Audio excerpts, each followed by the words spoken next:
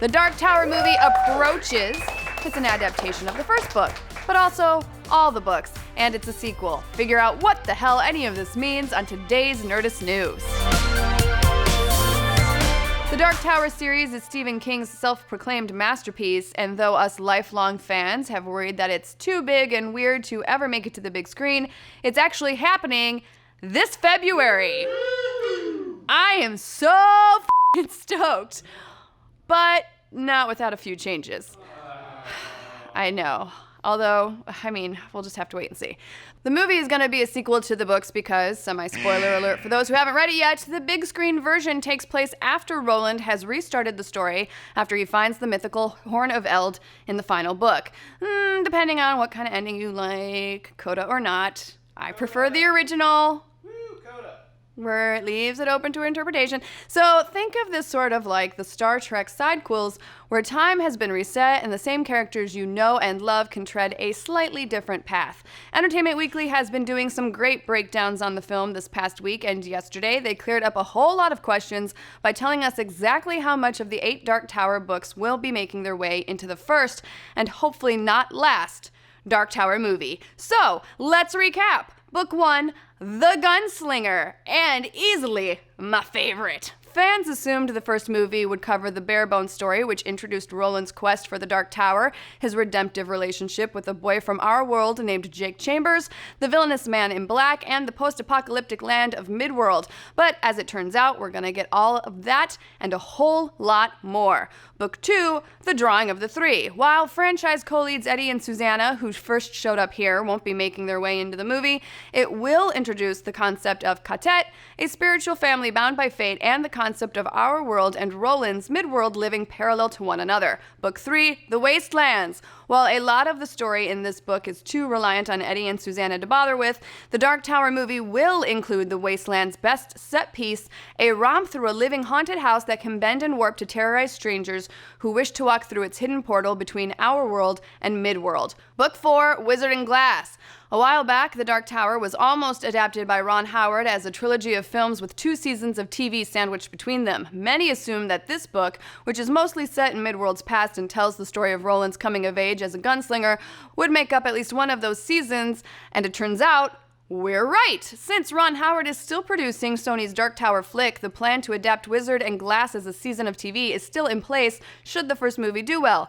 Makes sense, since this way Sony wouldn't have to bet on getting Idris Elba and the rest of the movie cast to commit to a whole season of TV.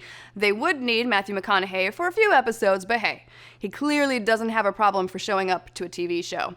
Book 4.5, The Wind Through the Keyhole. This fairy tale set in Midworld doesn't have a lot worth culling for the streamlined narrative of the Dark Tower movies, but the first movie will at least use its idea that fantasy can change reality, and though they haven't said so, this book could easily make for that other season of TV if they manage to wrap Wizard and Glass up in just one. Book 5, Wolves of the CALLA. 2 huge elements of this book will make it into the Dark Tower movie, and it'll be interesting to see how they fit this early in the story. First, the Mani, I guess you don't really know for sure till they start saying these words out loud, village will appear as the world-walking shamans presumably help Roland and Jake travel back to our world for the film's 3rd act. And second, this book's emphasis on sci-fi over fantasy will in some ways affect how the world of the Dark Tower is portrayed on film.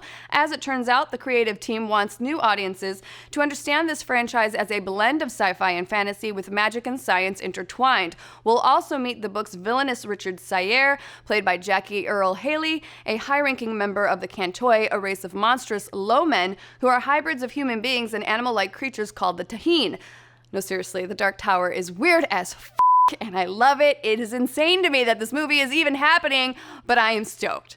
Book 6, Song of Susanna. We've known for a while now that elements of this book would be included since photos of the Dixie Pig, the meeting place for the Cantoi, debuted. And Entertainment Weekly has since confirmed that we'll see both the Man in Black and Roland visit this location, where many of the Cantoi will be seen working for the Sombra Group, a corporation that serves as a front in our world for the servants of the Crimson King, the Dark Tower series' biggest bad. And finally, Book 7, The Dark Tower. Yes, even the final book will lend some elements to the first Gunslinger movie, most notably the Sombra group's prominent role in the story, and of course the presence of the Horn of Eld, that time-flipping tool of Arthur Eld, aka King Arthur, which has been passed down through the generations to the gunslinger Roland Deschain. Yes, Roland is the descendant of an alternate dimension version of King Arthur. The Dark Tower f***ing rules! Yeah. Rules so hard! This is finally listen, I get it. Star Wars, Guardians of the Galaxy, Marvel, what have you. I love all of it, but man, this is it. This is the one for me. I think I actually might like this more than the Wonder Woman movie. I know. What? I know. This might actually, it's just above Wonder Woman in my, stoked for it. And that's it.